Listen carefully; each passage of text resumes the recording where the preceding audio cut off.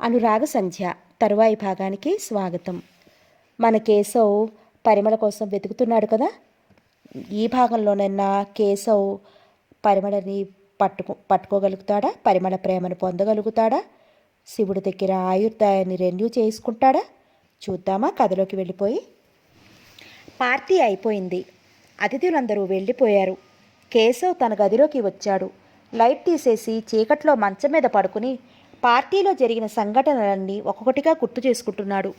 కేశవ్కి కొన్ని వందల సంవత్సరాల క్రితం జరిగిన ఒక అద్భుత సంఘటన కళ్ళ ముందుకొచ్చి నిలుచుంది. ఒకరోజు విశాల దేశ మహారాజు కేశవ్ను సంగీత కచేరీ కోసం ప్రత్యేకంగా పిలిపించుకున్నాడు. ఏదైనా గొప్ప రాగాన్ని వినిపించమని కోరాడు. సభ నిండుగా జనం కిక్కిరిసిపోయి ఉన్నారు. అప్పుడు కేశవ్ ఆ సభలో వీణాగానం చేశాడు. ఒక అద్భుత రాగాన్ని ఆలపించాడు. మహారాజు ప్రజలు మంత్రముగ్ధులైపోయారు. కచేరీ జరిగినంతసేపు అందరూ ఒక స్వప్నలోకంలో విహరించినట్లున్నారు. కచేరీ ముగిసిన తరువాత కొన్ని క్షణాల వరకు అందరూ ఒక వింత మౌనాన్ని పాటించారు. తరువాత ఆ స్వప్నలోకంలో నుంచి బయటికి రావడం ఇష్టం లేని వాళ్ళలా ఒకరొకరు నెమ్మదిగా తేరుకున్నారు. తర్వాత ఏం జరిగిందో కేశవ్కి తెలియలేదు. కేశవ్ గమనించేసరికి కేశవ్ చుట్టూ పూలమాలలు ఇంతెత్తున పడి ఉన్నాయి. కేశవ్ మెడలో విశాల మహారాజు స్వయంగా ధరింపచేసిన ముత్యాలహారాలు దగదగా మెరుస్తున్నాయి. ఇక్కడ పార్టీలో కూడా దాదాపు అలాగే జరిగింది. కేశవ్ వీణావాదనం మొదలయ్యింది. అంతవరకు రకరకాల చర్చల్లో మునిగి ఉన్న అతిథులందరూ ఒక్కసారి నిశ్శబ్దంగా ఎక్కడి వారక్కడ ఉండిపోయారు. ఆ రోజు విశాల్దేవ్ మహారాజు కొలువులో పాడిన ఆ పాత రాగమే కొన్ని వందల ఏళ్ల తర్వాత కేశవ్ మళ్ళీ పాడి వినిపించాడు. ఆ రోజులాగే జనం మంత్రముగ్ధులైపోయారు. వీణానాదం ఆగిపోయిన వెంటనే చప్పట్లు విపరీతంగా మోగాయి. ప్రతి ఒక్కరి నోటి వెంట ప్రశంసల వర్షం. అప్పుడు గురుముఖర్జీ లేచి వచ్చి, బహుశా ఇలాంటి సందర్భం కోసమేనేమో వెన్స్టీన్ జ్ఞానం కన్నా కల్పన గొప్పదన్నాడు అని పొగిడారు. ఆ పార్టీకి గొప్ప గొప్ప అతిథులొచ్చారు. వారిలో ఎక్కువ మందికి సంగీతం గురించి కనీస జ్ఞానం కూడా లేదు. అయినా వారందరూ దీన్ని గొప్ప సంగీత కచేరీ అన్నారు. గంధర్వులనేవారు ఉంటే ఇలాగే పాడేవారేమో అని ఆశ్చర్యపోయారు. తను పార్టీలో పాడుతున్న సమయంలో దూరంగా విమల కనిపించింది. చటుక్కున విమల జ్ఞాపకానికి వచ్చింది. బుర్రా గుహలకు వచ్చిన అమ్మాయిలలో ఒక అమ్మాయి. పార్టీ అయిపోయాక చెమ్లి విమలకు పరిచయం, మిమ్మల్ని ఫలానా చోటు చూశానని చెప్పాలనుకున్నాడు. కానీ ఎలా నమ్ముతుందా అని సంశయించాడు. కానీ విమలను పరిమళ గురించి అడుగుదామనుకున్నాడు. కానీ ఇంతలో పరిమళ సమాచారం అనుకోకుండా తెలిసింది. తను విమల చెమ్లి ఒక చోట నిలుచున్నప్పుడు అనుకోకుండా అక్కడికి కళ్యాణి వచ్చింది. కళ్యాణి విమల ఒకరినొకరు పలకరించుకున్నారు. పరిమళ లేదా ఊళ్ళో అని విమల కళ్యాణిని అడిగింది. అతను కళ్యాణి వైపు దీక్షగా చూశాడు. అదా పరీక్షలు రాశాక ఊటీ వెళ్ళిపోయింది. ఎండాకాలం సెలవులన్నీ అక్కడే గడిపి వస్తుందట. పరిమళ ఊటీలో ఉంది. ఊటీ ఎక్కడుంది? ఊటీ ఒక ఊరు పేరు అయి ఉంటుంది. తను అష్టకష్టాలు పడి హైదరాబాద్ వచ్చాడు. పరిమళ ఇక్కడ కూడా లేదు. శంకరుడు తనకిచ్చిన ఆయుర్దాయంలో సగం ఇక్కడే అయిపోతోంది. ఎలా శంకర? అందుకేనా ఈ బాధలుకేనా నన్ను మానవలోకంలోకి పంపించింది? ఎంత నిర్దయుడివయ్యా నువ్వు! ఇది చాలా అన్యాయం ఈశ్వరా, ఇది చాలా అన్యాయం అని మనసులో అనుకున్నాడు కేశవ్. మంచం మీద కళ్ళు మూసుకుని పడుకున్న కేశవ్కు శివుడి మీద చాలా కోపం వచ్చింది. అతడి గుండెల నిండా బాధ, దుఃఖం. చాలాసేపు ఏడ్చాడు. తన దురదృష్టానికి నిందించుకున్నాడు. అంతలో చమేలి గదిలోకి వచ్చింది. అప్పుడే నిద్రపోయారా అని అడిగింది చెమ్లి. లేదు, కొంచెం అలసటగా ఉంటేను నెమ్మదిగా అన్నాడు కేశవ్. మేము రేపు కాశ్మీర్ వెళుతున్నాం, చెమ్లి ఉత్సాహంగా చెప్పింది. కాశ్మీర్? కేశవ్ గుండెలు వేగంగా కొట్టుకున్నాయి. మహాదేవా, నీ లీల ఎంత విచిత్రం! నా బాధ అప్పుడే విన్నావా? నా పరిమళను నాకు చూపిస్తావా? అందుకేనా ఈ అనుకోని ప్రయాణం ఏర్పాటు చేశావు అని మనసులో అనుకుంటున్న కేశవ్కి మీరు కూడా మాతో కాశ్మీర్ వస్తున్నారు అని అన్న చెమ్లి మాటలు వినిపించాయి. తప్పకుండా తప్పకుండా తప్పకుండా వస్తాను చెమ్లి అన్నాడు వెంటనే ఆనందంగా. ఆ ఆనందాన్ని చెమ్లి కూడా గమనించింది. అది కేశవ్కు తన పట్ల ఏర్పడిన ప్రేమకి చిహ్నమని చెమ్లి భావించి ఆనందపడింది. మరి ఇక్కడ ఏదో పని ఉందన్నారు అని ఎప్పుడో కేశవ్ చెప్పిన మాటను గుర్తు చేసుకుని అడిగింది. ఆ పని పెద్ద పని కాదులేండి. మంచి సంగీతం ఎక్కడైనా వినొచ్చు. ప్రకృతి అన్ని కళలు నేర్పుతుంది. తనను తాను సమర్థించుకున్నాడు. చెమిలి ఆనందంతో పొంగిపోయింది. అతి పక్కనే వచ్చి కూర్చుంది. పక్కకు తిరిగి ఉన్న అతని తలను చేత్తో తిప్పుకుని అతని కళ్ళల్లోకి చూస్తూ, మీ నీలి కళ్ళు ఎంత ముద్దొస్తున్నాయో తెలుసా అంది. నా కళ్ళను ఎన్నిసార్లు పొగుడుతారు అన్నాడు కేశవ్. ఆ మాట పరిమళ అనాలని, పరిమళ అంటే తను వినాలని కేశవ్కి ఆశ. నాకిష్టమైనన్ని సార్లు పొగుడుతాను, మీకేమయింది? చిరుకోపం ప్రదర్శించింది చెమ్లి. నోరు నొప్పెట్టే వరకు పొగడండి, నాకేం అన్నాడు కేశవ్. అతని తల పక్కకు తిప్పుకున్నాడు. కేశవ్ ఒక మాట మళ్ళీ అంది చెమ్లి. ఏమిటి విసుగ్గా అన్నాడు కేశవ్. నేను అడిగిన దానికి కరెక్ట్గా జవాబు చెప్పాలి అని అతని ముఖాన్ని తన వైపుకు తిప్పుకుంది. అలాగేనా అని అంది. అలాగే. నేను ఎప్పుడు తప్పు చెప్పాను? అబద్ధం కూడా ఆడలేదుగా అన్నాడు. శోభని కనీసం ఇక్కడ ఉండమని కూడా ఎందుకనలేదు? నా మీద ప్రేమ వల్లనే కదా? కేశవ్ సూటిగా చెమ్లీ కళ్ళవైపు చూశాడు. అవును కదా అని చెమ్లీ కేశవ్ బుగ్గను చేత్తో నిమిరింది. ఎలా అనగలను? ఇది నా ఇల్లు అయితే ఉండమనే వాడేమో అని అన్నాడు. మీ ఇల్లు కూడా ఇది చెమ్లీ అంది. ఎలా అవుతుంది? కేశవ్ ప్రశ్నించాడు. నేను మీ అతిథిని. నా అతిథిగా నేను ఇంకొకరిని తేవడం మర్యాద? మీరిక్కడ అతిథి కాదు, మీరు ఈ ఇంట్లో ఒక మనిషి. చెమ్లీ స్పష్టంగా చెప్పింది. ఒక కుటుంబంలోని వ్యక్తి మీరు అని కూడా అంది. కాదన్నానా నేను? మీరు నన్ను అలాగే చూసుకుంటున్నారు కదా, నేను మీకెప్పుడూ కృతజ్ఞుడుగానే ఉంటాను అని వినయంగా అన్నాడతను. మానవలోకంలో పడినా ఇంకా పాత పిచ్చి పోలేదు అని వెక్కిరించింది చెమ్లి. మీరు నాతో పాటే ఉంటారు ఎప్పుడు అంది. అలాగే. కేశవ్కి ఆ విషయం అక్కడితో ఆపేయాలనుకున్నాడు. చెమ్లి మనసు ఆనందంతో పొంగిపోయింది. ఇంకేదో అకస్మాత్తుగా జ్ఞాపకం వచ్చినట్లుగా తల ఆడించింది. మిమ్మల్ని చూసిన దగ్గర నుంచి మతిమరుపు వచ్చేసింది నాకు. ఏంటంటే మర్చిపోయాను చెప్పడం. కళ్యాణి ఉంది కదా, ఇందాక నేను పరిచయం చేసిన అమ్మాయి. ఆ అమ్మాయి ఇంటికి మనం రేపు ఉదయం టీకి వెళుతున్నాం. మిమ్మల్ని మరీ మరీ తీసుకురమ్మని చెప్పింది. మొట్టమొదటి పరిచయం కదా, మిమ్మల్ని ఇన్వైట్ చేయడానికి సిగ్గుపడింది తను. ఎందుకు సిగ్గు? ఏమో, ప్రేమిస్తోంది కాబోలు. కళ్యాణి మిమ్మల్ని ప్రేమిస్తే మీరు ప్రేమిస్తారా? చిరుకోపంతో అడిగింది. మీకు ఇక్కడ ప్రేమంటే చాలా చులకన భావం ఉన్నట్టుంది కేశవ్ విసుగ్గా అన్నాడు. అప్పుడే కోపం వచ్చిందా? ఉత్తినే సరదాగా అన్నాను అని. నే వెళతాను అని అతని కుడిచేతి మీద చూపుడు వేలు కొనగోటుతో కొట్టి నవ్వుతూ వెళ్ళిపోయింది చెమ్లి. చెమ్లి వెళ్ళిపోవటం ఆ సమయంలో చాలా ఆనందం అనిపించింది కేశవ్కి. అతని ఆలోచనలు కళ్యాణి వైపు మళ్ళాయి. కళ్యాణి, పరిమళ మంచి మిత్రులు. పరిమళ చిరునామా కళ్యాణికి తెలుస్తోంది. రేపు ఉదయం వాళ్ళ ఇంటికి వెళ్ళినప్పుడు ఎలాగోలా చెమ్లికి తెలియకుండా ఆ విషయం అడగాలి అని అనుకున్నాడు. అతని ఆలోచనలు పరిమళ వైపు మళ్ళాయి.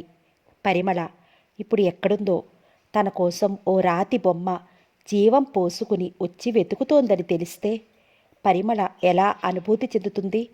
నేను నిన్ను ప్రేమిస్తున్నానని అంటే పరిమళ ఏమంటుంది? తన ప్రేమ సఫలం అవుతుందా? ప్రేమ నెరవేరక పరిమళ ప్రేమ కోసం వెతికి వెతికి ఆఖరికి మళ్ళీ తను రాతిబొమ్మగా మిగిలిపోతాడా? ఏమో. శంకరా, ఏమిటి నీ లీల? కేశవ్ కళ్ళ మీదకి వెచ్చని కలలొచ్చాయి. ఆ కళల్లో కేశవ్ ఒడిలో వీణ. ఆ వీణ పేరు పరిమళ. నీలం రంగు ఫియట్ కార్ హైదరాబాద్లోని జేమ్స్ స్ట్రీట్లో ఒక భవనం ముందు ఆగింది. అందులో నుంచి మొదట చెమ్లీ దిగింది. ఆ వెనక కేశవ్ దిగాడు. చెమ్లీ లేత వంగపండు రంగు చీర కట్టుకుంది. అదే రంగు జాకెట్ వేసుకుంది. చీరకు జాకెట్కు జరీ అంచు వింత అందాన్నిస్తోంది. జడలో ఒకే ఒక సంపెంగ పువ్వు. అసలే ఎర్రగా ఉండే పెదాలు లిప్స్టిక్ పూత వల్ల ఇంకా ఎర్రగా కనిపిస్తున్నాయి. కేశవ్ లేత గోధుమ రంగు లాల్చీ వేసుకున్నాడు. తెల్ల పైజమా వేసుకున్నాడు. భుజాల వరకు వేలాడుతున్న జుట్టు, ఎర్రటి ముఖం. అతడు మారువేషం వేసుకుని వచ్చిన మహారాజులా ఠీవిగా ఉన్నాడు. వాళ్ళిద్దరి రాక కోసం నిరీక్షిస్తున్న కళ్యాణి వారిని చూసి ముందుకెళ్ళింది. చిరునవ్వుతో ఇద్దరినీ పలకరించింది. లోనికి ఆహ్వానించింది. గేటు దాటాక సన్నంగా సిమెంటు బాట. ఆ బాటకు అటూ ఇటూ అందంగా పెట్టిన క్రోటన్స్ మొక్కలు. అవి దాటి వెళ్తే పోర్టికో, ఆ పక్కన మెట్లు. అక్కడ విశాలమైన వరండా. ఆ వరండా దాటి వెళితే అందంగా ఖరీదుగా కనిపిస్తున్న డ్రాయింగ్ రూమ్. కూర్చోండి అని కూర్చోబెట్టింది. చెంబ్లీ, కళ్యాణి ఏవేవో మాట్లాడుకుంటున్నారు. ఆ మాటల మధ్యన అప్పుడప్పుడు పరిమళ దొర్లుతోంది. రండి ఇల్లు చూతురుగాని అని కళ్యాణి కేశవ్ని లోనికి ఆహ్వానించింది. కళ్యాణికి అటూ ఇటూ కేశవ్, చెంబ్లీ ఉన్నారు. మా హస్బెండ్ నిన్నే రాత్రే క్యాంపుకి వెళ్ళారు అంది కళ్యాణి. పెళ్ళై నెల కూడా కాలేదు, అప్పుడే క్యాంపులా? కళ్యాణి వైపు చూసి అంది చెంబ్లీ. కొత్తగా కట్టిన ఇల్లండి అని కేశవ్ వైపు తిరిగి చెప్పి ఒక్కొక్క గదిని చూపిస్తోంది కళ్యాణి. ఇది నా లైబ్రరీ అని ఒక గదిలోకి తీసుకువెళ్ళింది. అక్కడ చాలా పుస్తకాలున్నాయి. గోడలకి మంచి అందమైన ఫోటోలున్నాయి. పుస్తకాల బీరువాల మీదున్న కొన్ని ఆల్బములను తీసి చెంబ్లీకి ఒకటి, కేశవ్కి ఒకటి ఇచ్చి చూస్తూ ఉండమని చెప్పి కళ్యాణి లోనికి వెళ్ళి 2 నిమిషాల తర్వాత ఆ గదిలోకి వచ్చింది. కేశవ్ కళ్యాణికిచ్చిన ఆల్బం చూస్తున్నాడు. ఆ ఆల్బంలో ఫ్రెండ్స్తో కళ్యాణి తీసుకున్న ఫోటోలున్నాయి. ఆ ఫోటోల్లో ఎక్కడైనా పరిమళ కనిపిస్తుందేమోనని కేశవ్ ఆశ. పేజీలు తిప్పుతున్న కేశవ్ చూపు ఒకచోట ఆగిపోయింది. వరుసగా బొర్రా గృహల ఫోటోలు కనిపించాయి. ఒకటి బొర్రా గృహంలో అమ్మాయిలందరూ ఆ ఫోటోలో కొంతమంది అమ్మాయిలు మాత్రమే ఉన్నారు. మరో ఫోటో మంటపం దగ్గరున్న నంది. అక్కడ కూడా కొంతమంది అమ్మాయిలు మాత్రమే ఉన్నారు. మూడో ఫోటో. ఆ ఫోటో చూసి కేశవ్ ఆశ్చర్యంతో, ఆనందంతో కేక వేసినంత పనిచేశాడు. ఆ ఫోటోలో పరిమళ, కళ్యాణి ఇద్దరే ఉన్నారు. పరిమళ వెనుక ఓ విగ్రహం ఉంది. ఆ విగ్రహం కేశవ్దే. ఆ విగ్రహాన్ని, అక్కడున్న పరిమళను చాలాసేపు చూస్తూ ఉండిపోయాడు. ఏం చూస్తున్నారు అంది దీక్షగా. ఆ మాట వినిపించి తల తిప్పి చూశాడు. ఏం చూస్తున్నారు అంత దీక్షగా? ఆ మాట వినిపించి తల తిప్పి చూశాడు. పక్కన ఆల్బంలోకి చూస్తూ కళ్యాణి, చెంబ్లీ ఆ గదిలో లేరు.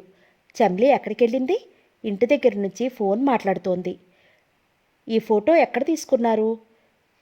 ఏమీ తెలియని వాడిలా కళ్యాణిని అడిగాడు కేశవ్.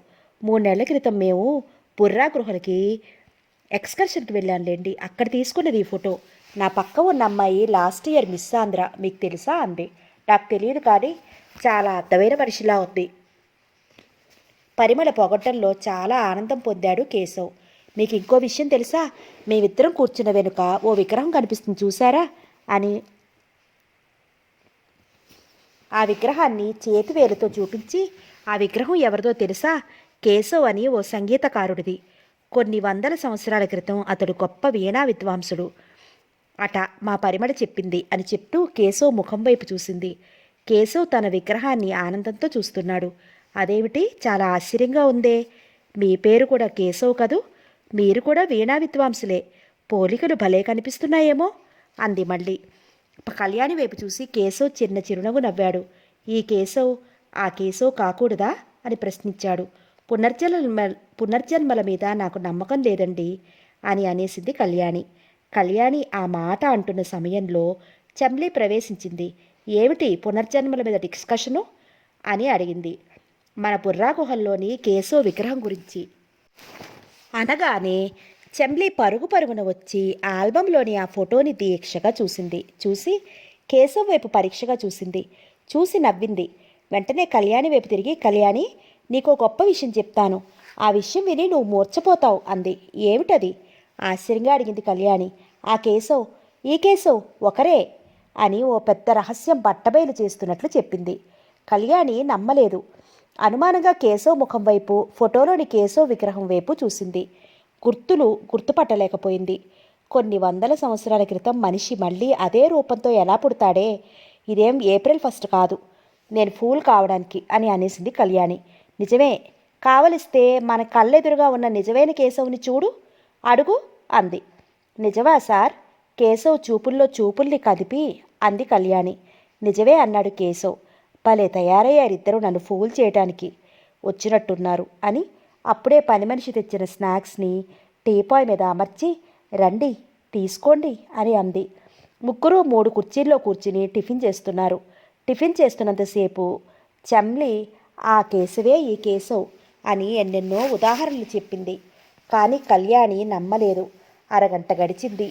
మరి మేము వెళ్తాం అని చెంబ్లీ లేచింది. మీరు కాశ్మీర్ ఎప్పుడు వెళ్తున్నారు అని అడిగింది కళ్యాణి.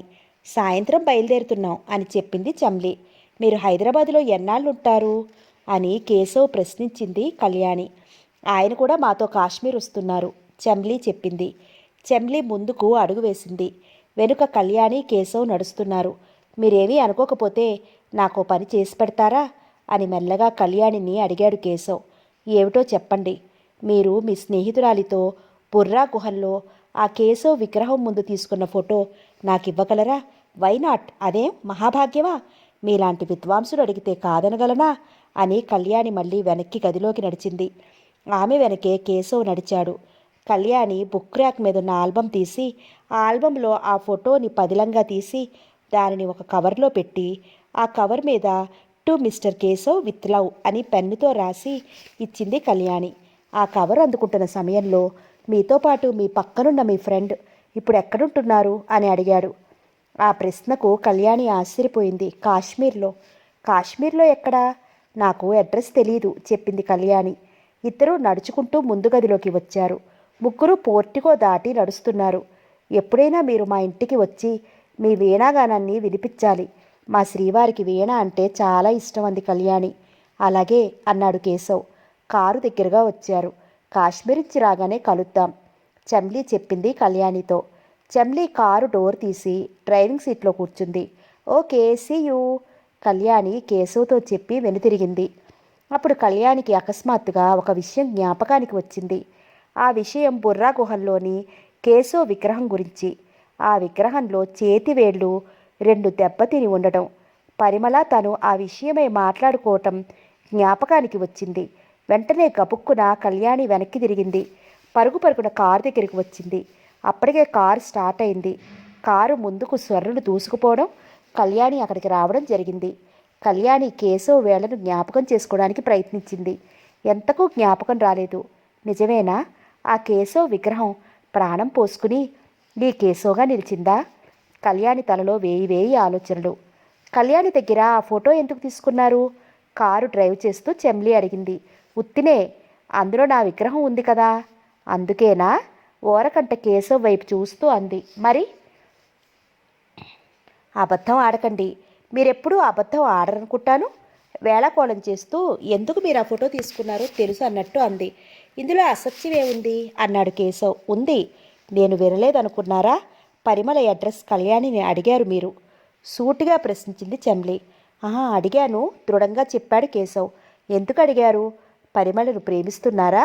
సూటిగా అతని కళ్ళల్లోకి చూస్తూ అంది. అందాన్ని ప్రేమించడం తప్ప? అలా అయితే మిమ్మల్ని ప్రేమించడం కూడా తప్పేనా? కేశవ్ నోటి వెంట వచ్చిన ఆ మాటలకు చమ్లీ బదులు చెప్పలేకపోయింది. చమ్లీ ముఖంలో ఎందుకో ఆనందం తొడిగిసలాడింది. నన్ను ప్రేమిస్తున్నారా మీరు? ఆ మాటకు కేశవ్ పెదవుల మీద చిరునవ్వు మెరిసింది. ఆ నవ్వులో చమిలి తడిసింది. మరో 3 నెలలు గడిచిపోయాయి. కానీ పరిమళ మాత్రం కనిపించలేదు. వీళ్ళు హైదరాబాద్ నుంచి శ్రీనగర్ రావటానికి 3 నెలలు పట్టింది.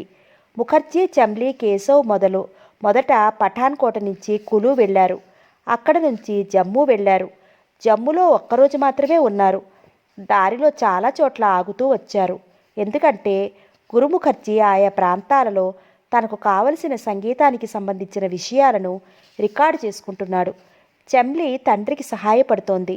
కేశవ్ వాళ్ళిద్దరితోనే ఉంటున్నాడు. శంకరుడు తనకిచ్చిన సమయంలో ఎక్కువ భాగం ఇలా వృధా కావడం అతనికి ఇష్టం లేదు. కానీ తప్పడం లేదు. ఎన్ని కష్టనష్టాలనైనా ఎదుర్కొని కాశ్మీరులో పరిమళను పట్టుకోవాలని ఉన్నప్పటికీ చమ్లీ తనతో ఎప్పుడూ అంటిపెట్టుకుని ఉంటోంది. చమ్లీ చూపుతున్న అభిమానం వల్ల ఆమెతో మాట్లాడలేకపోతున్నాడు. ఆమె ఎక్కడికి వెళితే అక్కడికి ప్రయాణం అంతే. ఎప్పుడైనా బుద్ధి పుడితే వైరన్ వాయిస్తాడు, లేకపోతే వీణ వాయిస్తాడు అంతే. లేకపోతే ప్రయాణంలో కనిపిస్తున్న వింత వింత ప్రకృతి అందాలను చూస్తూ కాలం గడపటం అలవాటైపోయింది. చమ్లీ అతన్ని చిన్న పిల్లాన్ని చూసుకుంటున్నట్లు చూసుకుంటోంది. ఎట్టకేలకు వారు శ్రీనగర్ చేరారు. పిండ్ ప్రాంతంలోని జలంలో ఒక హౌస్ బోట్ అద్దెకు తీసుకున్నారు. ఎప్పుడూ నీళ్ల మీదే తేలుతూ ఉండే ఆ కర్రబోటు పట్ల కేశవ్ విపరీతంగా ఆకర్షితుడయ్యాడు. ఆ బోట్లో ఎప్పుడూ కిటికీ పక్కనే పడక కుర్చీ వేసుకుని కూర్చునేవాడు. కొన్ని రోజులు మాత్రం చమ్లీతో కలిసి చుట్టుపక్కల ప్రాంతాలు తిరిగి వచ్చాడు. తరువాత ఒంటరిగా వెళ్ళటం ప్రారంభించాడు. అతడు వెళ్ళిన ప్రతి చోట పరిమళ కోసం అతని కళ్ళు వెతికేవి. అంతలో గురుముఖర్జీ జమ్మూ వెళ్లాల్సిన పని పడింది. ఆ రోజు చెమ్లీ అడిగింది, మీరు కూడా మా వెంట జమ్మూ వస్తారా? ఎందుకంటే నేను కూడా ఇక్కడ ఉండడానికి వీలు పడదు. డాడీ ఒక్కరే రీసెర్చ్ పనులు చేసుకోలేరు. ఆయనకి సహాయంగా నేను వెళ్లాల్సి ఉంది. కేశవ్కి వెళ్ళాలని లేదు. అందుకే చెమ్లీ, ప్రయాణాలతో అలసిపోయాను. నేను ఇక్కడే ఉంటాను, మీరెళ్ళండి అన్నాడు. అయితే మీరిక్కడే ఉండండి. ఈ హౌస్ బోట్ తాలూకు మనుషులు మిమ్మల్ని జాగ్రత్తగా చూస్తారు. మేము వెళ్ళాక మీకు ఎలాంటి ఇబ్బంది కలగకుండా నేను అన్ని ఏర్పాట్లు చేసి వెళతాను. మేము త్వరలోనే పని ముగించుకుని తిరిగి వచ్చేస్తాం. ఈలోగా ఖర్చుల కోసం ఈ 1000 రూపాయలు ఉంచండి అని చెమ్లీ ఆ డబ్బుని ఇచ్చింది. కేశవ్ చెమ్లీకి అంతరాంతరాలలో హృదయపూర్వకంగా జోహార్లర్పించాడు. కానీ పరిమళ చెమ్లీ వెళ్ళిపోగానే తన పరిమళను వెతకాలని, ఎలాగోలా పట్టుకోవాలని నిశ్చయించుకున్నాడు. కేశవ్ తను అనుకున్న విధంగానే చేశాడు. చెమ్లీ వెళ్ళిపోగానే కేశవ్ శ్రీనగర్ మొత్తం వెతికాడు. కానీ పరిమళ కనిపించలేదు. పరిమళ ఎక్కడుంటుంది? పరిమళ అనే సౌందర్య రాశి శ్రీనగర్ వచ్చిందని మాత్రం కేశవ్కి తెలుసు. కానీ పరిమళ రూపురేఖలు మాత్రం కేశవ్కి తెలుసు. కానీ పరిమళ మనసు మాత్రం కేశవ్కి తెలియదు. పరిమళ పేరు గొప్పది. ఆ పేరులో సంపెంగ పువ్వులోని సువాసనలున్నాయి. ఆ పేరులో పనస పువ్వులోని సొగసులున్నాయి. ఆ పేరులో గొప్ప వెన్న ఉంది. వెన్న మన మనసులోని అరలో ఉంటుందో తెలియని, ఏ అరలో ఉంటుందో తెలియని మనసులు మన ఎదురుగా మానవ రూపాల్లో తిరుగుతూ ఉంటాయి. ఆ మానవ రూపంలో ఉన్న మనసుల్ని మనం మనుషులు అంటాము. మనుషులు అందరూ మనుషులవుతారా? కానీ మనసు ఉన్నవారు మాత్రమే మనుషులవుతారు. నువ్వు డబ్బు కోసం మాత్రమే మనుషుల్ని ప్రేమించవచ్చు. నువ్వు ఎదుటి మనిషి మీద ద్వేషంతో మాత్రమే కొంతమంది మనుషుల్ని ప్రేమించవచ్చు. కానీ నువ్వు మనిషివి కావు. నీలోని మానవ రక్తంలోని రక్తం మాత్రం లేదు. రకరకాల ఆలోచనలతో గడపటం, ఎక్కువసేపు పరిమళ కోసం వెతకటం, ఇదే కేశవ్ దినచర్యగా ఉంటోంది. అతనికి పరిమళ పేరు మాత్రమే తెలుసు. ఆ పేరు మాత్రమే చెప్పి ఆవిడెక్కడ ఉంటారో అడిగితే చాలా ఎక్కువ మంది అతని వైపు విచిత్రంగా చూశారు. అడ్రస్ తెలియకుండా ఎలా వెతుకుతావయ్యా బాబు? కొంతమంది హెచ్చరించారు కూడా. అయినా తనకి తప్పకుండా పరిమళ కనిపిస్తుందనే ఆశ మాత్రం కేశవ్లో చావలేదు. సెప్టెంబర్ నెల. కేశవ్ ఒకరోజు స్టీమ్ బోట్లో కూర్చుని షికారుకు బయలుదేరాడు. ప్రస్తుతం అతనిలో హుషారు లేదు. నిర్లిప్తత చోటు చేసుకుంది. అతడి కళ్ళు ప్రతిక్షణం పరిమళ కోసం వెతుకుతున్నాయి. ఇంతలో అతనున్న స్టీమ్ బోట్ పక్క నుంచి ఇంకొక స్టీమ్ బోట్ వేగంగా దూసుకుని వెళ్ళిపోయింది. ఆ బోటులో ఒక అమ్మాయి కూర్చుని ఉంది. ఆమె కట్టుకున్న ఎర్రటి చీర కొంగు గాలి వేగానికి రెప్పరెప్పలాడుతూ ఎగురుతోంది. ఆమె ముఖం ఒక్క క్షణం పాటు అది ఒక పక్క నుంచి కనిపించింది. కేశవ్ ఆమెను వెంటనే గుర్తించాడు. ఎప్పుడో చూసిన ఆ ముఖం స్పష్టంగా జ్ఞాపకానికి వచ్చింది. ఆ ముఖంలో కనిపించే అద్భుత సౌందర్యాన్ని ఆయన పోల్చుకున్నాడు. అతడి నోటి నుంచి అనుకోకుండా పరిమళ అనే పిలుపు బయటికి వచ్చింది. కానీ అప్పటికే ఆ స్టీమ్ బోట్ కనుచూపు కనిపించకుండా మాయమైపోయింది. కేశవ్ తను కూర్చున్న స్టీమ్ బోట్ను ఆ బోటు వెనక తీసుకుపోమన్నాడు. కానీ లాభం లేకపోయింది. బోటు ఎక్కడా కనిపించలేదు. వెనక్కి ఒడ్డుకు వచ్చేశాడు కేశవ్. విసుగు విరాము లేకుండా కొన్ని గంటల తరబడి పరిమళ కోసం ఆ ప్రాంతమంతా వెతికాడు. ఎక్కడా కనిపించలేదు. ఇంకెవరినో చూసి తాను పరిమళ అనుకుని పొరపాటు పడలేదు కదా అని కూడా అనిపించింది. కానీ కేశవ్ మనసు మాత్రం ఆమె పరిమళ అని స్పష్టంగా చెబుతోంది. తన కళ్ళతో చూడలేదు, మనసుతో చూశాడు. అంచేత ఆమె ఖచ్చితంగా పరిమళే. అంచేత పరిమళ ఇక్కడే ఉంది. ఇవాళ కాకపోతే రేపైనా పరిమళను తను కలుస్తాడు. ఈ ఊహ రాగానే కేశవ్ మనసు ఆనందంతో నిండిపోయింది. ఒక రోజులో దాదాపు 10 గంటల కాలం కేశవ్ పరిమళ కోసం వెతుకుతూనే ఉన్నాడు. ఆ రోజు కేశవ్ కలలు ఫలించాయి. కేశవ్ శ్రమకు ఆనందం తగ్గింది. ఆ రోజు కేశవ్ మామూలుగా ఉదయం 9 గంటలకు తన గదిలో నుంచి బయటకు వచ్చి ఎటెళ్దామా అని అనుకుని హారు సరస్సు వైపు వెళదామని నిశ్చయించుకున్నాడు. సగం దూరం వరకు నడిచి అంత దూరం వరకు వెళితే ఎవరూ కనిపించకపోతే అనుకున్నాడు.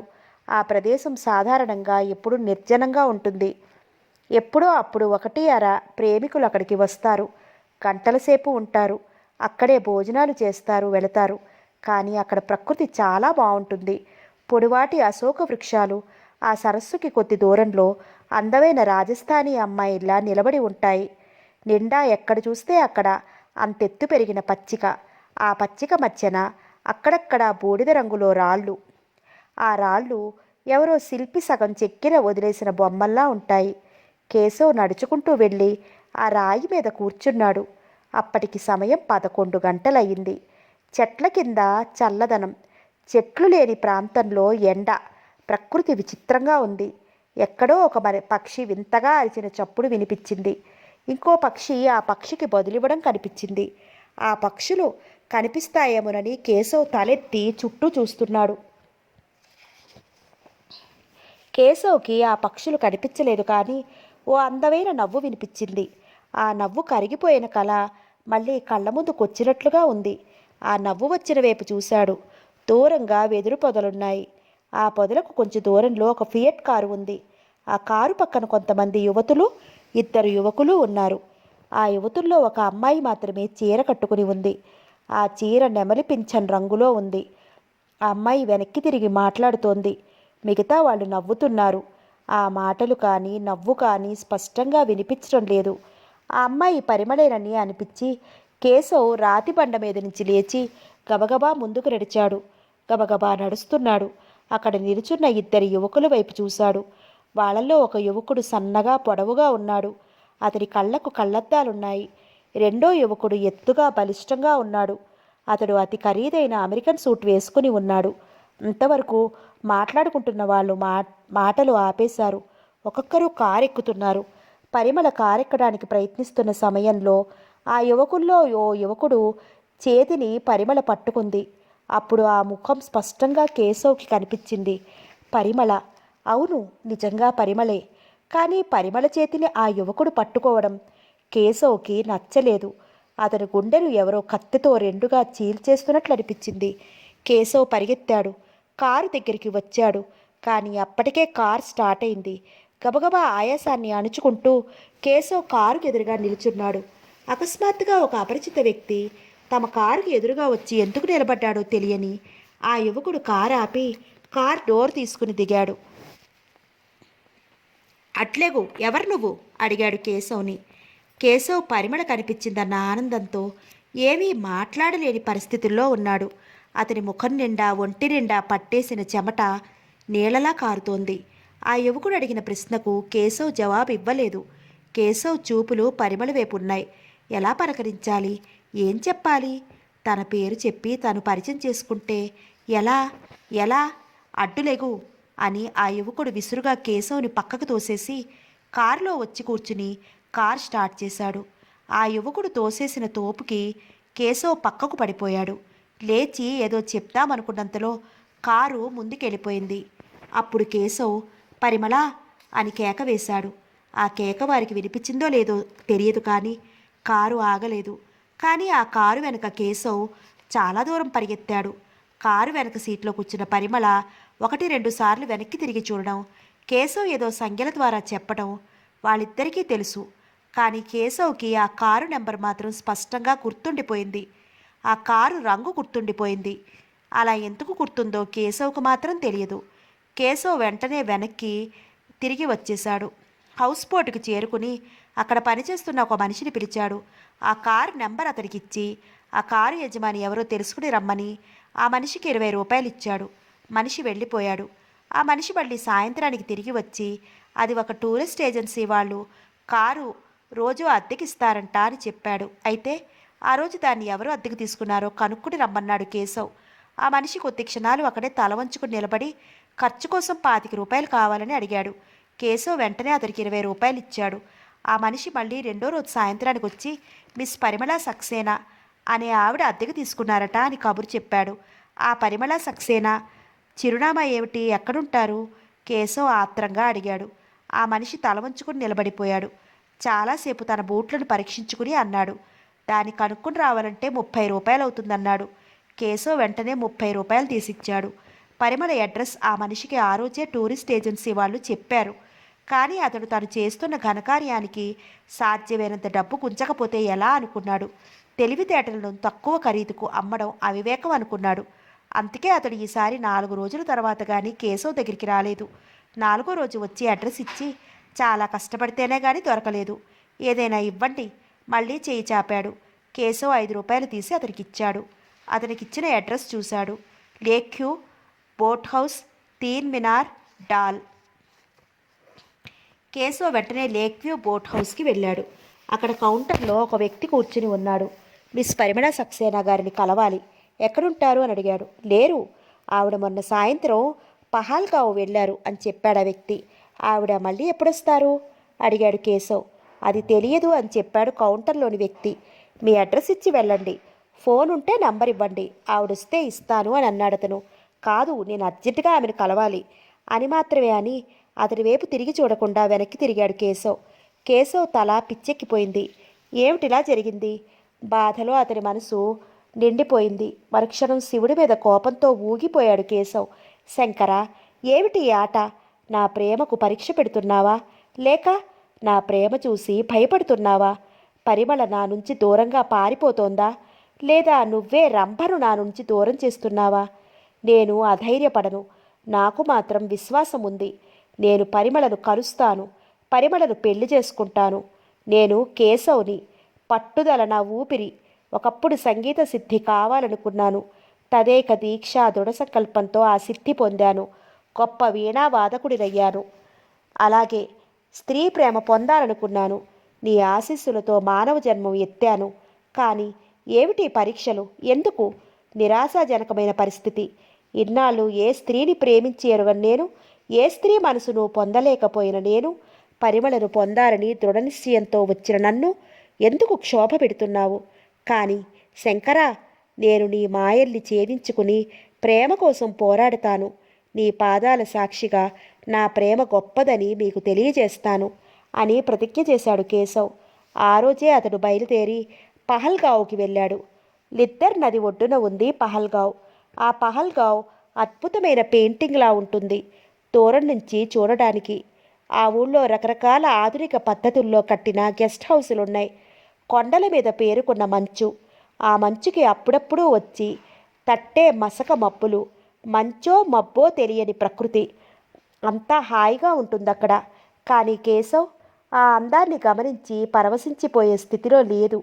అతడి ఆలోచనలు, ఆశలు, ఆశయాలు అన్నీ ఒకే బిందువు దగ్గర కేంద్రీకృతమై ఉన్నాయి. అతని కళ్ళు యుగాల దాహంతో పరితపిస్తున్నాయి. ఆ కళ్ళకు పరిమళ కనిపించాలి, పరిమళ కావాలి. కేశవ్ వారం రోజుల పాటు ఆ ఊరంతా తిరిగి తిరిగి వెతికాడు. ఎక్కడా పరిమళ కనిపించలేదు. చివరికి 8వ రోజున ఒక గెస్ట్ హౌస్లో పరిమళ ఉందని తెలిసింది. వెంటనే అక్కడికి పరిగెత్తుకుని వెళ్ళాడు. అక్కడ ఓ ముసలి నౌకరు కనిపించాడు. ఆ నౌకరుని ఆతృతగా అడిగాడు. అవును, ఇక్కడే ఉంటున్నారు అన్నాడతను. నేను వారిని వెంటనే కలవాలి అని అన్నాడు కేశవ్. ఇప్పుడు వీలు పడదు అన్నాడు ఆ నౌకరు. మరెప్పుడు వీలు పడుతుంది? ఇప్పుడెందుకు వీలు పడదు? చిరాగ్గా ప్రశ్నించాడు కేశవ్. దీనికి నేనేం జవాబు చెప్పనయ్యా బాబు? ఆ ముసలి నౌకరు కూడా విసుగ్గా అన్నాడు. అంటే అసలు నీ ఉద్దేశం ఏమిటి? ముసలి నౌకరికి కోపం వచ్చింది. ఆ యమ్మ అమర్నాథ్ యాత్రకి వెళ్ళిందయ్యా బాబు. ఆవిడ ఎక్కడికి ఎప్పుడెళ్తుందో తెలియదు, ఎప్పుడొస్తుందో తెలియదు. నేనెలా చెప్పగలను? మరి నువ్వే చెప్పు అన్నాడతను. అది విని కేశవ్ ఆశ్చర్యపోయాడు. అతి కష్టం మీద హిమాలయ శిఖరం ఎక్కితే అక్కడ నుంచి ఎవరో తనను కిందకి తోసేసినట్టు అనిపించింది కేశవ్కు.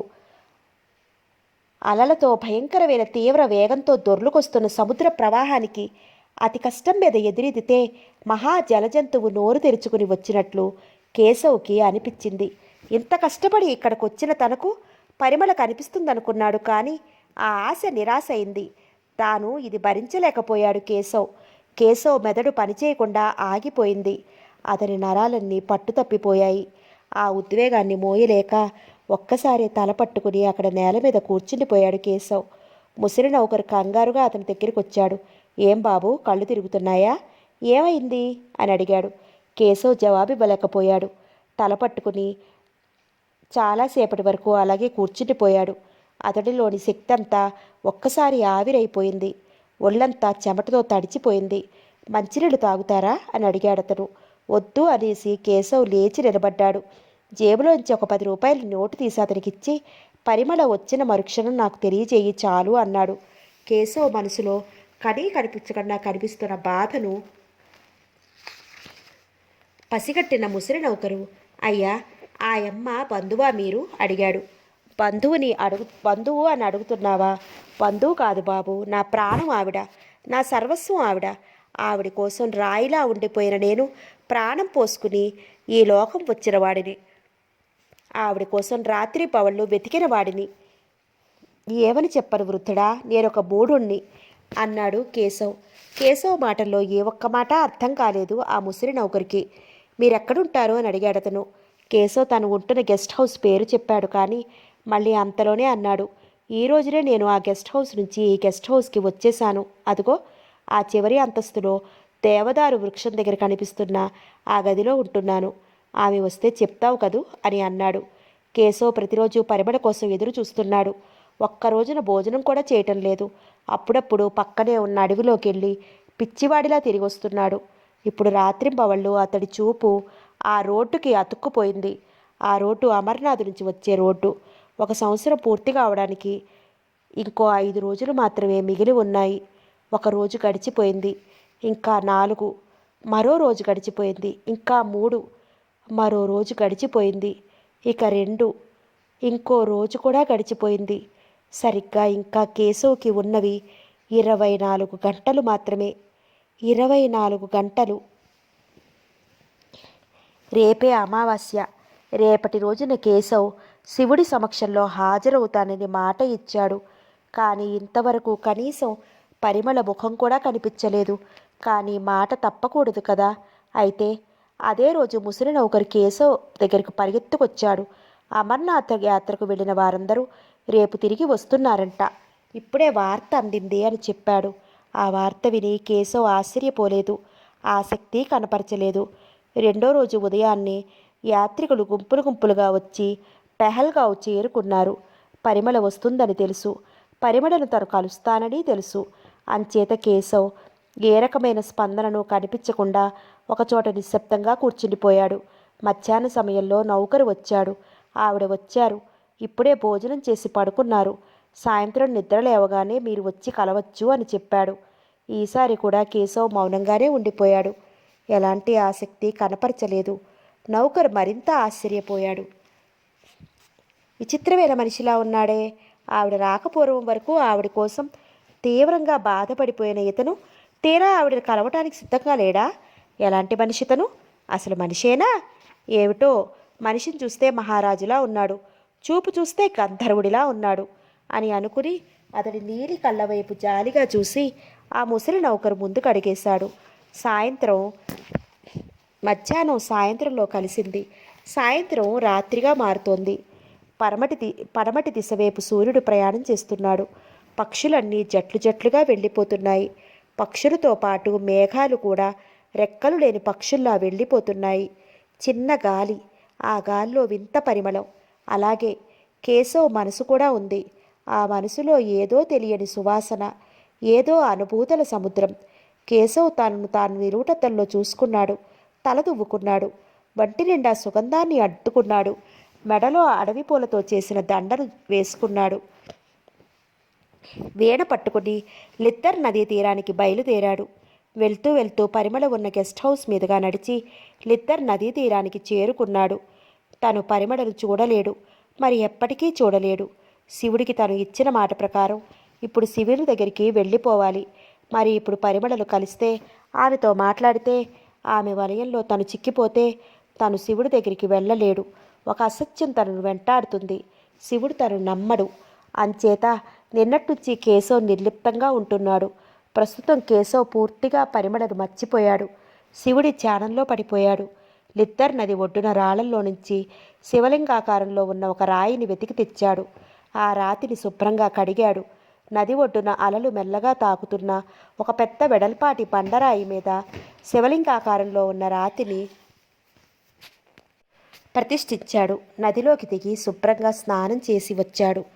ఒడ్డున చేరుకుని శివలింగాన్ని అడవి పూలహారంతో అలంకరించాడు. శివుడిని ధ్యానించి సాష్టాంగ ప్రణామాలు చేశాడు. ఇవాళ అమావాస్య. సంవత్సరం పూర్తయిపోయింది శివ. నీకిచ్చిన మాట ప్రకారం నేను నీ దగ్గరికి వచ్చేస్తున్నాను అని పైకి అన్నాడు. అక్కడి నుండి కదిలి వెళ్ళి గులకరాళ్లతో నిండి ఉన్న నేల మీద కూర్చుని వీణను చేతిలోకి తీసుకున్నాడు. అతడి చేతివేళ్లు వీణాతంత్రుల మీద నాట్యం చేస్తున్నాయి. అతడి కళ్ళు శివధ్యానంలో నిమగ్నమై ఏకాగ్రత నిండిన తన్మయత్వంతో మూసుకుపోయాయి.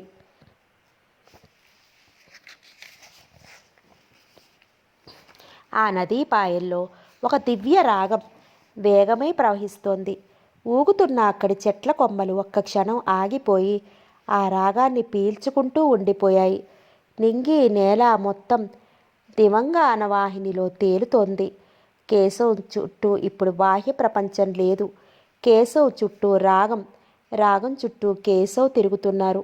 హఠాత్తుగా అతడి చెవులకు ఏవో మాటలు వినిపించాయి. అవి ఉత్తమాటల్లా లేవు. వీణలో నుంచి బయటకు వచ్చి సప్తస్వరాలు మాట్లాడుతున్నట్లుగా ఉన్నాయి. కేశవ్ నెమ్మదిగా కళ్ళు తెరిచి చూశాడు. ఏదో ఒక స్వప్నంలా ఉంది అతనికి. ఎదురుగా తెల్లటి చీరలో పరిమళ, పరిమళ, పరిమళ, తెల్ల కలువల పరిమళ. వీణ చాలా బాగా వాయిస్తున్నారు. ఎవరు మీరు? పరిమళ ప్రశ్నించింది. పరిమళ పెదవుల మీద సన్నటి కనీ కనిపించని చిరునవ్వు. గాలికి ఆమె ముంగురులు చెంపల మీద జారి హొయలు హొయలుగా ఎగురుతున్నాయి. మీ పేరు తెలుసుకోవచ్చా అని మళ్ళీ అడిగిందామె అతడి నీలి కనుల వైపు చూస్తూ. నన్ను కేశవ్ అంటారు అని చెప్పి తనను పరిమళ వెంటనే గుర్తుపడుతుందని, ప్రశ్నల వర్షం కురిపిస్తుందని ఆశించాడు. కానీ అలాంటిదేమీ జరగలేదు. అమర్నాథ్ యాత్ర కోసం వచ్చారా అని నెమ్మదిగా మాటలని ఒత్తి ఒత్తి పలుకుతూ అడిగింది. లేదు, మరో యాత్ర కోసం వచ్చాను అని వీణ వాయించడం ఆపి ఆమె కళ్ళవైపు చూశాడు కేశవ్. పరిమళ అతడి వైపే అలాగే చూస్తోంది. ముందు అతని రూపు చూసి ఆశ్చర్యపోయింది. తరువాత అతని గానం వింటూ ఆశ్చర్యపోయింది. తరువాత అతని మాటల్లోని లాలిత్యం వింటూ ఆశ్చర్యపోతోంది. అతడు మనిషిలా కనిపించలేదు. దయచేసి వీణ వాయించండి అభ్యర్థించింది పరిమళ. మీ అభ్యర్థన నేను వినాలంటే నా అభ్యర్థన మీరు వినాలి అన్నాడు కేశవ్. ఏమిటది ప్రశ్నించింది మళ్ళీ పరిమళ. మీరు నన్ను ప్రేమించాలి. కేశవ్ ఆ మాట అనగానే షాక్ కొట్టినట్లుగా వెనక్కి జరిగింది పరిమళ. నా పేరెలా తెలుసు మీకు? అసలు నేనెలా తెలుసు? ఆశ్చర్యంగా అడిగింది. మీరు తెలుసు, మీ పేరు తెలుసు, మీ అందమూ తెలుసు. మిమ్మల్ని చూద్దామని చాలా దూరం నుంచి ఎన్నో కష్టాలు పడి వచ్చాను నేను.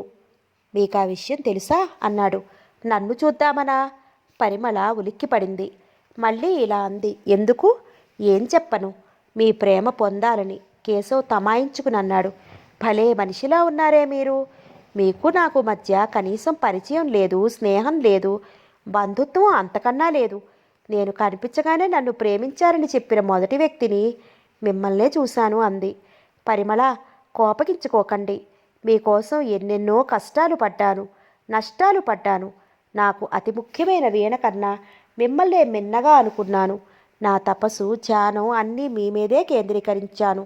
అతి కష్టం మీద మీ చిరునామా కనుక్కుని ఇక్కడికి వచ్చాను అని ఉద్వేగాన్ని అణుచుకుంటూ చెప్పాడు. ఒక్క క్షణం ఆగి మళ్ళీ అన్నాడు. మీతో పరిచయం చేసుకుని మీ అభిమానం పొంది ఆ తర్వాత మిమ్మల్ని ప్రేమించడానికి నాకు సమయం లేదు. అందుచేత మీరు నన్ను ప్రేమించక తప్పదు అని అన్నాడు. సమయం లేకపోతే నేనేం చేస్తాను? భలే ఫన్నీ వ్యక్తిలా ఉన్నారే అని మరి కేశవును పట్టించుకోకుండా వెనక్కి తిరిగింది పరిమళ. కేశవ్ లేచి వీణ పక్కన పెట్టి పరుగు పరుగున పరిమళ వెనక్కి వెళ్ళి, పరిమళ గారు, ఒక్క క్షణం ఆగండి. నేను మామూలు మానవుణ్ణి కాదు. మీరు ఏదైనా చేయగలరు తలుచుకుంటే. మీరు నాకు ప్రేమని ప్రసాదించగలరు. ప్రేమను ప్రసాదించి నాకు జీవితాన్ని ఇవ్వగలరు. జీవితాన్ని ఇచ్చి ఆ మనోరథాన్ని నెరవేర్చగలరు. మీరు నన్ను నమ్మాలి. నేను ఏ రోజున మిమ్మల్ని చూశానో ఆ మనసును మీకు సమర్పించాను. 1 సంవత్సరం నుంచి మీకోసం వెతుకుతున్నాను. కేశవ్ ఒక్క గుక్కలో చెప్పేశాడు. నా కోసం? నా కనురెప్ప నీడ కోసం? 5 ఏళ్ల నుంచి తిరుగుతున్న వాళ్ళు ఉన్నారు. కేశవ్ మాటను పట్టించుకోకుండా అంది పరిమళ. నా ప్రేమకు వారి ప్రేమకు తేడా ఉంది. కేశవ్ ఆత్మవిశ్వాసంతో అన్నాడు. అది కాదు. మీరు నన్ను ప్రేమిస్తున్నారు నిజమే. నా పట్ల ఆకర్షితులయ్యారు నిజమే. అయితే నేను మిమ్మల్ని ప్రేమించాలని నియమం లేదే. అదే కాకుండా దారిలో వెళ్ళే ప్రతివారు ప్రేమిస్తున్నానంటే ప్రేమకు అర్థం లేదే ఈసడింపుగా అంది. నేను దారిని పోయేవాడిని కాను. నా కళ్ళ వైపు చూడండి, నా రూపాన్ని చూడండి. చూస్తే నేను ఎలాంటి వాడినో మీకే తెలుస్తుంది. కేశవ్ ప్రాధేయపడుతూ అన్నాడు.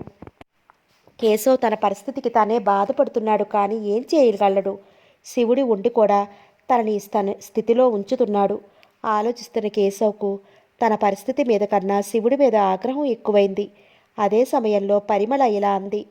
ప్రేమిస్తున్నాననుకునే ప్రతి ఒక్కడు తను మాత్రం నిజం, తన ప్రేమ మాత్రమే నిజమని, మిగతా వాళ్ళంతా అబద్ధమని అనుకుంటారు.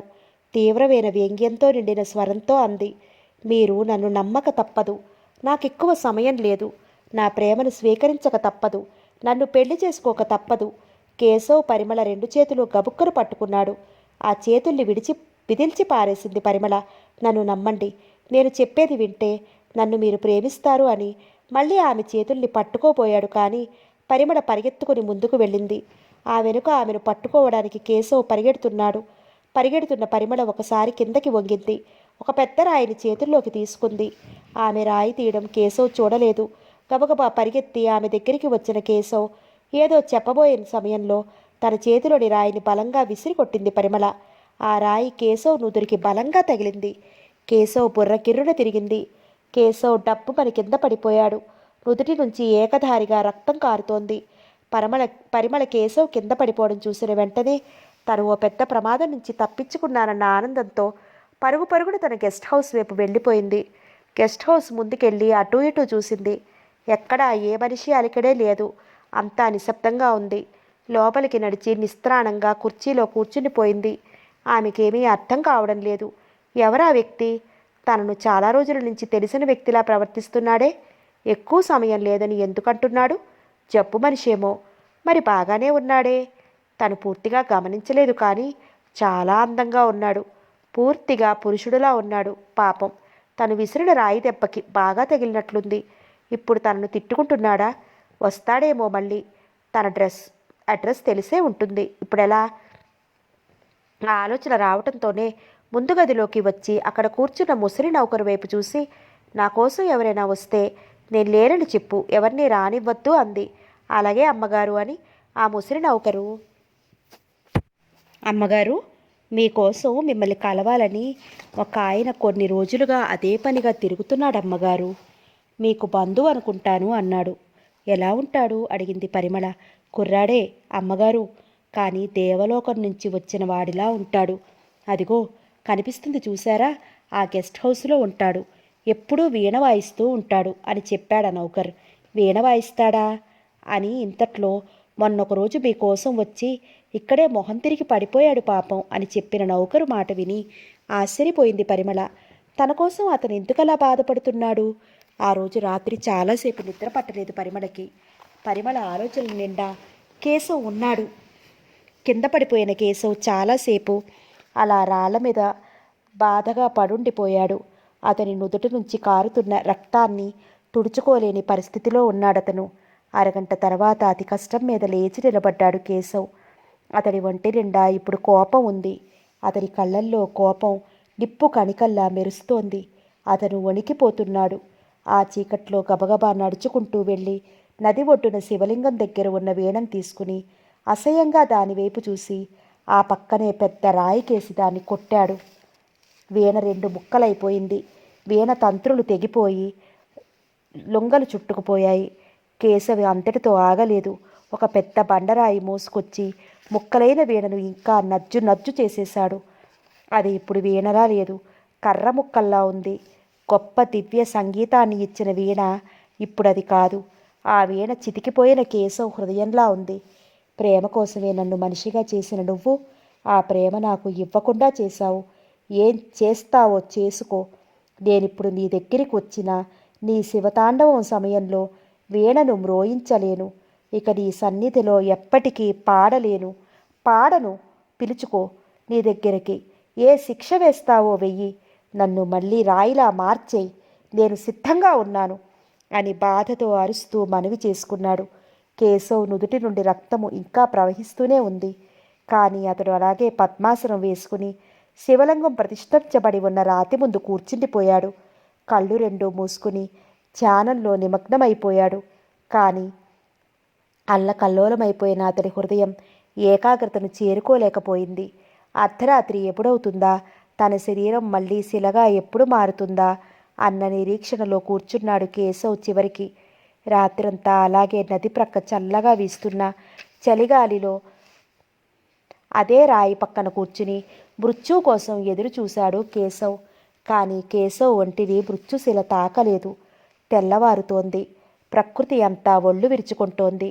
పిట్టలు మొక్కలు తెప్పరిల్లుతున్నాయి. చల్లగాలిలో కలిసి మంచు అందంగా సవ్వడి చేస్తోంది. పరిమళకు ఎందుకో రాత్రి బాగా నిద్ర పట్టలేదు. మగత నిద్రలో పక్క మీద దొర్లిన ఆ తెల్లవారుజామున అప్రయత్నంగా లేచిపోయి జుట్టు సవరించుకుని కాశ్మీరు శాలువాను కప్పుకుని బయటికి వచ్చింది. ఆ నది ఒడ్డుకి వచ్చిన పరిమళ అక్కడ కేశవ్ ఉండడం చూసి ఆశ్చర్యపోయింది. రాత్రి తను వెళ్ళిన స్థానంలో అదే రాయి పక్కన శవంలా పడి ఉన్న కేశవ్ని చూసి దిగ్భ్రాంతి చెందింది పరిమళ. అతనికి స్పృహ లేదు. నుదుటి మీద ముఖం మీద రక్తం గడ్డకట్టుకుపోయి ఉంది. అతని ముఖంలో ఇప్పుడు కాంతి లేదు. కంగారు పడుతూ పరిమళ ముందుకు నడిచింది. ఆమె స్త్రీ మనసులో అప్పుడు సహజ సిద్ధమైన జాలి, దయ నిండిపోయాయి. అతని నుదుట చెయ్యి వేసి చూసింది. చల్లగా ఉంది. మళ్ళీ వెంటనే చెయ్యి పట్టుకుని నాడి పరీక్షించింది. చాలా బలహీనంగా నాడి కొట్టుకుంటోంది. పరిమళ గాబరా పడింది. తన వల్ల, తను నిర్దాక్షిణ్యంగా అమానుషంగా ప్రవర్తించటం వల్ల ఒక మనిషి తనను ప్రేమిస్తున్నానన్న ఒక మనిషి గాయపడ్డాడు. ఆ గాయంతో కొన్ని గంటల సేపు అలాగే ఉన్నాడు. అయ్యో, తనెంత పొరపాటు చేసింది అని అనుకుని వెంటనే పరిమళ పరిగెత్తుకుని గెస్ట్ హౌస్కి వచ్చి 2 నౌకరులను వెంట తీసుకుని అతన్ని జాగ్రత్తగా తన గెస్ట్ హౌస్కి తీసుకొచ్చింది. వెంటనే డాక్టర్కి ఫోన్ చేసింది. డాక్టర్ వచ్చాడు. చూశాడు. రక్తం బాగా పోయిందని చెప్పాడు. వెంటనే 2-3 ఇంజెక్షన్లు చేసి మందులు రాసిచ్చాడు. అవసరమైతే క్లినిక్లో చేర్పించాలని చెప్పాడు. అతనికి స్పృహ వచ్చే వరకు ఎవరో ఒకరు పక్కనే ఉండాలని చెప్పాడు. అతడు వెళుతూ ప్రాణభయం మాత్రం లేదు, కానీ కోలుకోవడానికి కొంత టైం పడుతుందని చెప్పి వెళ్ళాడు. అప్పుడు పరిమళ సక్సేనా మనసు కుదుట పడింది. అమావాస్య రాత్రి గడిచిపోయింది, కానీ కేశవ్ ఇంకా జీవించే ఉన్నాడు. కేశవ్కి మెలకువ వచ్చింది. కళ్ళు విప్పి చూశాడు. ఆ గది నిశ్శబ్దంగా ఉంది. ఆ గదిలో ఎవరూ లేరు.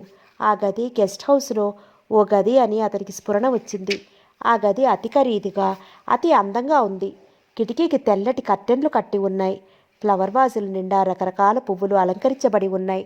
చిన్న స్టూల్ మీద పరిమళ ఫోటో నవ్వుతూ కనిపించింది. పహర్గావ్ ఆకాశం మీద సూర్యుడు ప్రకాశిస్తున్నాడు. తను బతికే ఉన్నాడు. తను ఇంకా ఎలా బతికి ఉన్నాడు? అయితే తను జీవించి ఉన్నందుకు కేశవ్ బాధపడడం లేదు, పైగా సంతోషిస్తున్నాడు. కానీ ఇంకా జీవించి ఉండడానికి కారణం ఏమిటి అన్న సందేహం అతడిని పీడిస్తోంది. ఒకవేళ శివుడు తనను మర్చిపోయాడా, లేక శివుడికి కోపం వచ్చిందా? ఏమయ్యింది? శివుడు మర్చిపోవడం అసంభవం. బహుశా శివుడు తనపై దయావర్షం కురిపించి ఉంటాడు. సంవత్సర కాలంలో పరిమళను తన దగ్గరికి చేర్చలేకపోయాడు. చివరి రోజున కొన్ని గంటల ముందు పరిమళ కనిపించింది. ఈ అతి తక్కువ సమయంలో పరిమళ ప్రేమను పొందడం అసాధ్యం. పరిమళను తన దానిగా చేసుకోవడం అసాధ్యం. ఆ అసాధ్యాన్ని సాధ్యంగా చేయడానికేమో తనకు శివుడు మరింత ఆయుష్నిచ్చి ఉంటాడు. అవును, శివుడు తనను కరుణించాడు. మరింకో ఏడాదిని తన కోసం ఇచ్చి ఉంటాడు. కానీ ఇప్పుడు ఎన్నాళ్ళు బతుకుతాడో తనకే తెలియదు. తను మామూలు మానవుడిని అయిపోయినట్టేనా? శివుడు తనకు జీవితాన్ని మాత్రం ఇచ్చాడు, మృత్యుజ్ఞానాన్ని మాత్రం లాగేసుకున్నాడు. ఇంతకు మునుపు తన జీవితం ఎంత వరకు ఉంటుందో తనకు ఖచ్చితంగా తెలుసు. మరి ఇప్పుడు అంతా అయోమయం, అనిశ్చితం. ఏ నిమిషానైనా చనిపోవచ్చు, ఏ రకంగానైనా చనిపోవచ్చు. ఇప్పుడు తన చుట్టూ చావు భయం. కానీ పరిమళ తనకు చావు లేకుండా చేస్తుందా? కేవలం తన పట్ల ఆమె చేసిన తప్పిదానికి కృతజ్ఞతగా ఆమె తనను ఆప్యాయంగా చూస్తోందా? పరిమళ తనను ప్రేమిస్తోందా? ప్రేమించగలదా? నిన్న తనను అంతగా తిరస్కరించిన పరిమళ ఇవాళ ఆ తిరస్కారాన్ని మర్చిపోయి ప్రేమస్వరూపిణిగా మారగలదా? ఏమో. ఇంతలో కేశవ్ మనసులో ఇంకో ఆలోచన వచ్చింది. ఆ ఆలోచన అతనికే భయంకరంగా, విచిత్రంగా ఉంది. అసలు తను ఇంతకాలం కల కనలే లేదు కదా. ఇవాళ తను ఏడాది క్రితం ఏదో ప్రమాదానికి గురై స్మృతి కోల్పోయి ఉండొచ్చు.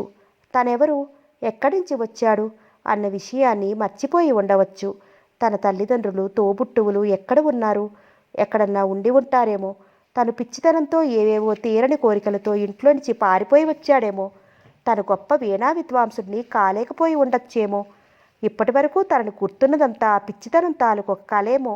బుర్రాగహుల్లో శిలాకృతిగా తనుండటం, శివుడు ప్రత్యక్షమై జీవితాన్ని ప్రసాదించటం, ఈ బాధలు, ఈ ఉద్రేకాలు, ఈ ప్రేమలు ఇదంతా కలేమో.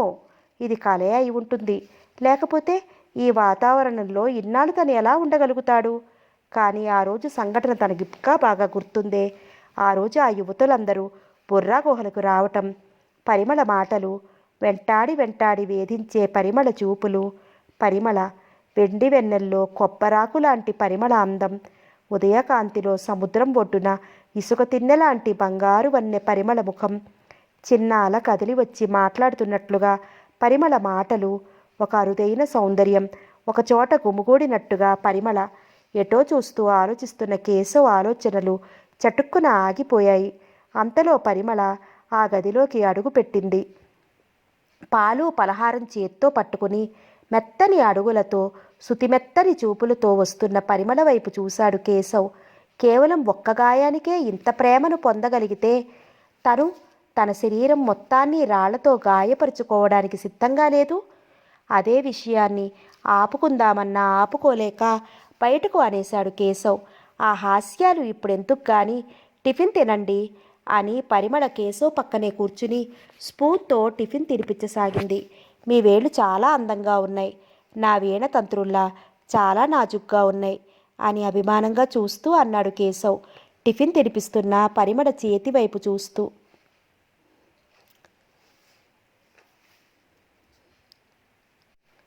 పరిమళ తన చేతిని వెనక్కి చటుక్కున లాగేసుకుంది.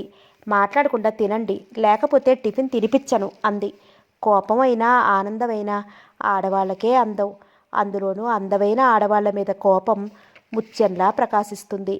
కేశవ్ ఇంకా ఏదో అనబోయి అంతటితో ఆగిపోయాడు. పరిమళ ఓరకంటితో కేశవ్ వైపు చూసింది. ఆ చూపుకి అర్థమేమిటో నేను తెలుసుకోవచ్చా? చిరునవ్వుతో చూస్తూ అడిగాడు. తెలుసుకోవచ్చు, బ్రహ్మాండంగా. తిన్న ఇంటి వాసాలు లెక్క పెట్టొద్దు అని అన్నది పరిమళ. వాసాలు పట్టుకుని వేలాడుతున్న వాడికి వేరే తిన్న ఇల్లు ఉన్న ఇల్లు అని భేదం ఉండదేమో అన్నాడు. సిగ్గులేదు అన్నది పరిమళ. ఇది మీ సహజ లక్షణం, అది మీ సహజ లక్షణం అన్నాడు కేశవ్. ఒక్క క్షణం కేశవ్ ఏది మాట్లాడలేదు. ఆశ్చర్యంగా చూసింది అతని వైపు. మరో క్షణం మళ్ళీ మామూలైంది పరిస్థితి. ఎంత తీయగా పరిమళభరితంగా ఉంటుంది అన్నాడు. ఏమిటి టిఫినా? అవును, మా కుక్ ఇందులో చాలా నేర్పరి అంది పరిమళ. టిఫిన్ కాదు, చెప్తే మీకు కోపం రావచ్చు అని. పరిమళ మధురంగా ఉండేది మీ ముద్దు, చప్పుడు చెయ్యని మీ ముద్దు అన్నాడు ఆమె వైపే చూస్తూ. ఆ చూపులు అప్పుడు వేడిగా ఉన్నాయి. పరిమళ టిఫిన్ ప్లేటును ధడాలమని కేశవ్ ముందు పడేసి లేచి నిలుచుంది. మీరు అల్లంచిల్లరగా ప్రవర్తిస్తే వెళ్ళిపోతాను. ఏదో పొరపాటును కొట్టాను కదా అని మిమ్మల్ని ఇక్కడికి తెచ్చాను, సేవలు చేస్తున్నాను. ఇన్ని రోజులైనా మీరు కోరుకోలేదు. మిస్టర్ కేశవ్, సహజసిద్ధంగా స్త్రీ ప్రేమను జాలిని చూసి ప్రేమ అని అది మీ జీవితానికి ముడివేస్తుందని భ్రమపడకండి. కరుణ, జాలి, ప్రేమ ఈ పదాలకు మీకెందుకు అర్థం తెలియదో నాకు అర్థం కావడం లేదు కోపంగా అంది పరిమళ. పరిమళ గారు, నాకు తెలుసు, అది మీ టిఫిన్కు ముద్దుకు ఉండే వ్యత్యాసం లాంటి వ్యత్యాసం. మిస్ పరిమళ, ఆ మాత్రం హృదయం తెలియని వాడినా నేను? నాకింక టిఫిన్ అక్కర్లేదు. కేశవ్ అలకతో ముఖాన్ని తిప్పేసుకున్నాడు. 7 జన్మల నుంచి మీకోసం ఉన్న నౌకర్లా నన్ను మీరు చూస్తున్నారు. ఇదెక్కడి గోల, ఇదెక్కడి అలక? విసుగ్గా అంది పరిమళ. మీరు నాకు 7 జన్మల నౌకరు కాదు. నేనే మీకు కొన్ని వందల సంవత్సరాల నుండి నాటి ప్రేమికుణ్ణి, అది మాత్రం నిజం. కేశవ్ వెంటనే అన్నాడు. మీ ప్రేమ వేరే ఉంచండి, కానీ ఆలోచన, మీ ప్రవర్తన చాలా మూర్ఖంగా ఉన్న విషయాన్ని గమనించండి. కొంచెం వివేకం తెచ్చుకుని మసలండి. మరీ అంత ఆటవికుడులా ఉండకండి. టిఫిన్ తినండి, లేకపోతే అదో పాపం చుట్టుకుంటుంది అన్నది పరిమళ అభిమానం కలిపిన విసుగుతో. అప్పుడు కేశవ్ ఇలా అన్నాడు, గుండెల్లో పెద్ద బల్లం దిగేస్తూ. అబ్బే, ఇది చిన్న ముళ్ళు అనగల ధైర్యం ఉంది మీకు. నా తరహా అది. నేను అలాగే చేస్తాను. నచ్చితే ఉండొచ్చు, లేకపోతే వెళ్ళిపోవచ్చు. పరిమళ విసురుగా అంది. కేశవ్ కోపం చల్లబడిపోయింది. స్పూన్ టకటకలాడించుకుంటూ గబగబా టిఫిన్ తినేసి పక్కనే ఉన్న పాల గ్లాసులోని పాలను ఒక్క చుక్క ఉంచకుండా తాగేసి బ్రేవుమని తేల్చాడు. కొన్ని వందల సంవత్సరాలకు పూర్వం కూడా మనుషులు ఇలాగే అంటూ కొంపలు ముంచుకుపోతున్నట్లు తినేవాళ్ళ వ్యంగ్యంగా అంది పరిమళ. ఆకలి వేస్తుంటే ఎప్పుడైనా ఇలాగే తింటారు. అయినా వేల సంవత్సరాలకు పూర్వం ఇవాళ ఉన్నంత ఆకలి లేదు మనుషుల్లో అన్నాడు కేశవ్. ఆ కాలంలో ఇంతమంది మనుషులు కూడా లేరు దేశంలో. ఔరంగజేబు కాలంలో ఈ దేశ జనాభా 11 కోట్లు, ఇప్పుడు 70 కోట్లు. ఔరంగజేబు మరణించి ఇంకా 3 శతాబ్దాలు కూడా కాలేదు. అప్పుడు అంత తక్కువ జనాభా ఉండబట్టే ఆహార ధాన్యాలు ఎక్కువగా మిగిలిపోయేవి. కాబట్టి ఇంత ఆకలి ఉండేది కాదు. కానీ దానితో పాటు బుద్ధి జ్ఞానం కూడా ఉండేవి కావు అంది పరిమళ వ్యంగ్య ధోరణితో. ఇంక నేను ఈ విషయాన్ని మీతో చర్చించదలుచుకోలేదు. వెళ్ళండి. కేశవ్కు మళ్ళీ కోపం వచ్చింది. వెళ్లకుండా మీతో వాదించడానికి రాలేదు నేను. పరిమళ టిఫిన్ ప్లేట్ను పక్కనున్న స్టూల్ మీద పడేసి చరచరా బయటకు వెళ్ళిపోయింది. అరగంట గడిచాక పరిమళ మళ్ళీ గదికొచ్చింది. అతని వెనుకే మరికొందరు లోపలికి వచ్చారు. వాళ్ళల్లో ఇద్దరిని వెంటనే గుర్తించాడు కేశవ్. హారు సరస్సు పక్కన పిక్నిక్లో కనిపించిన యువకులు వాళ్ళిద్దరూ. సన్నగా పొడుగ్గా ఉండి కళ్ళజోడు పెట్టుకున్న యువకుడిని పరిచయం చేసింది పరిమళ. వీరు మదన్. హైదరాబాద్లోని ఒక కాలేజీలో హిస్టరీ ప్రొఫెసర్గా పనిచేస్తున్నారు. వీరు భగీరథ్. బలిష్టంగా చామన ఛాయలో ఉన్న యువకుడిని పరిచయం చేస్తూ అంది. వీరి నాన్నగారికి హైదరాబాదులో ఒక ప్లాస్టిక్ మిల్లుంది. అది ఆ ఏరియాలోకెల్లా పెద్ద మిల్లు. వీరిద్దరూ నా ఫ్రెండ్స్ విమల, రజని. కేశవ్ వాళ్ళిద్దరినీ కూడా వెంటనే గుర్తించాడు.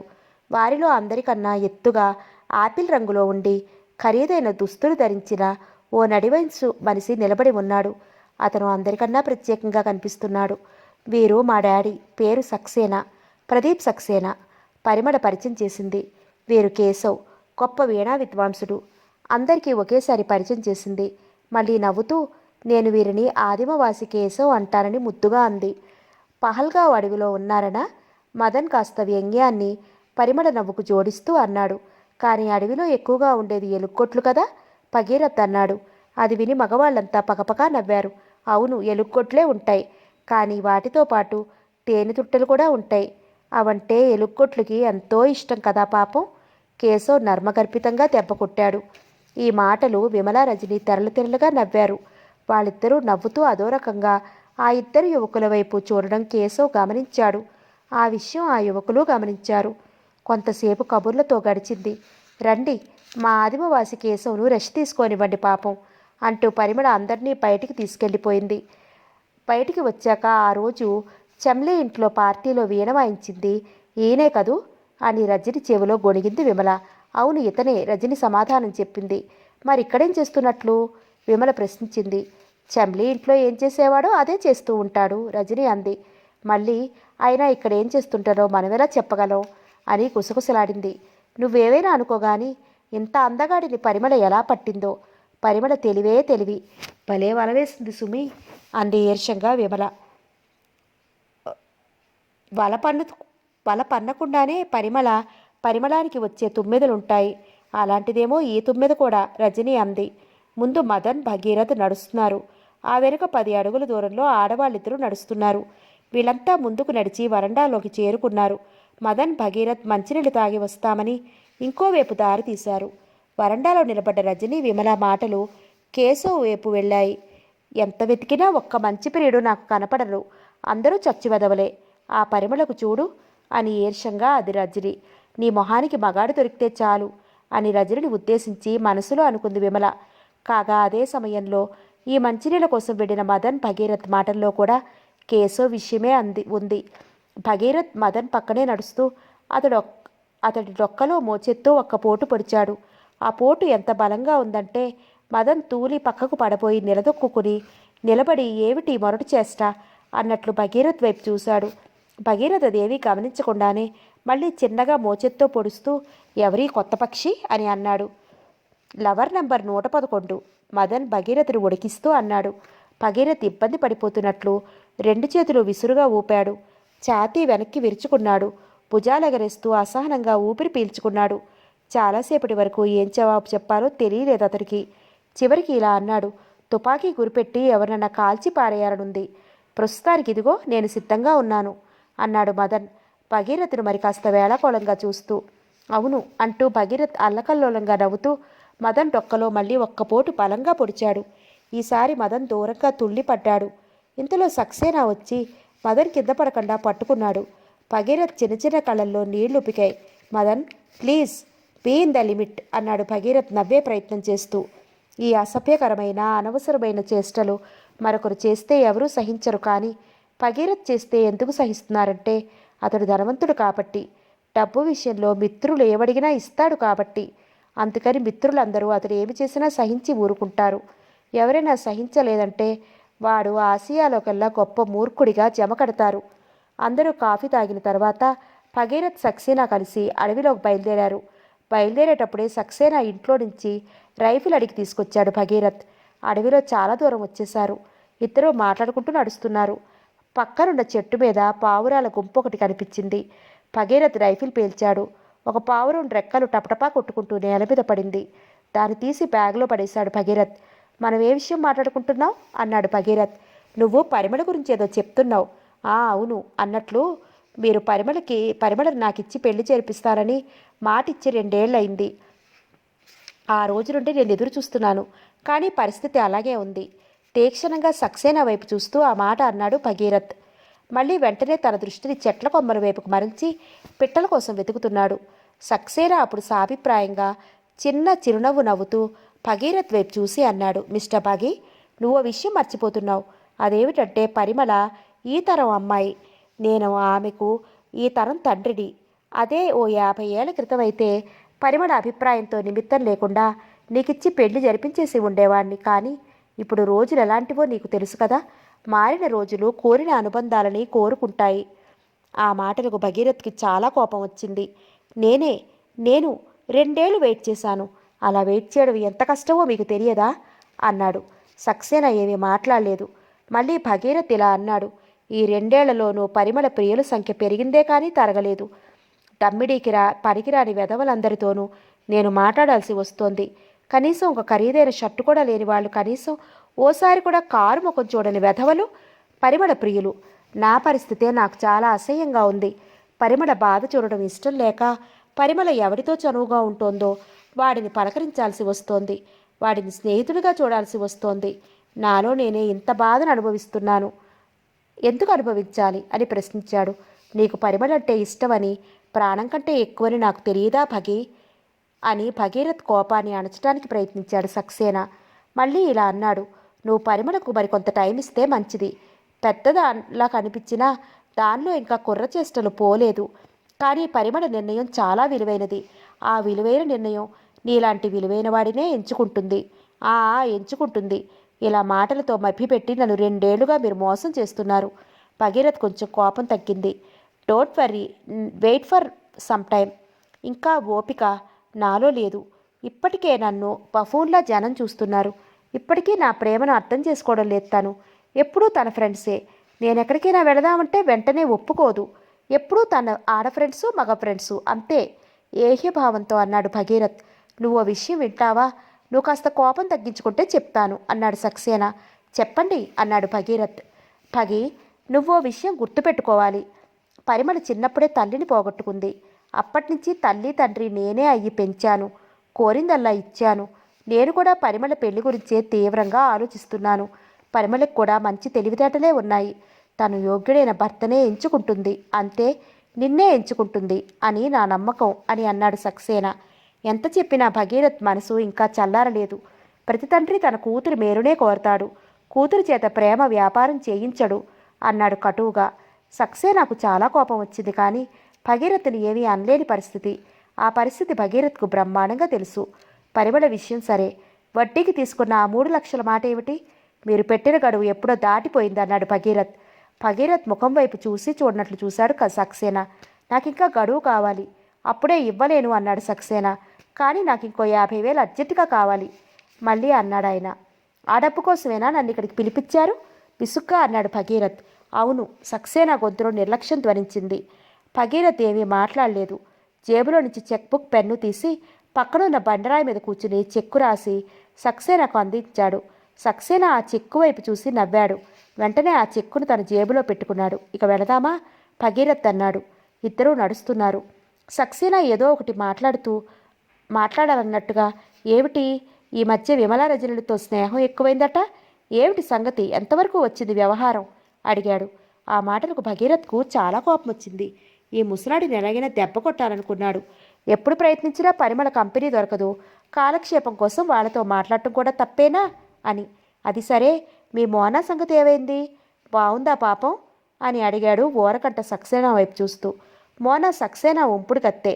ఈ విషయాన్ని సక్సేనా అతి రహస్యంగా దాచుంచాడు. 2-3 సన్నిహిత మిత్రులకు తప్ప ఎవరికీ తెలియదు. ఆ రహస్యం తెలిసిన వాళ్ళు సక్సేనా వయసుతో సమానమైన వయసున్న సక్సేనా సన్నిహితులు. మరి భగీరథ్కి ఎలా తెలిసింది?